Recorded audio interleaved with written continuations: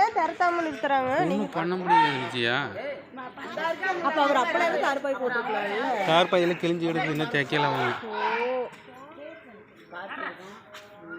புதுசுனாச்சும் அவன் தான் வரான்னு தெரியுமல்ல, புதுசுனாச்சும் இவங்க போட்டுருக்கலாமல்ல.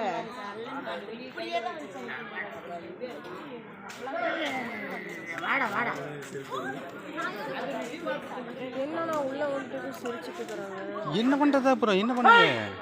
இங்கே வந்தப்போ நாங்கள் அதை நாங்கள் எவ்வளோ தூரம் கட்டணும் தெரியுமா?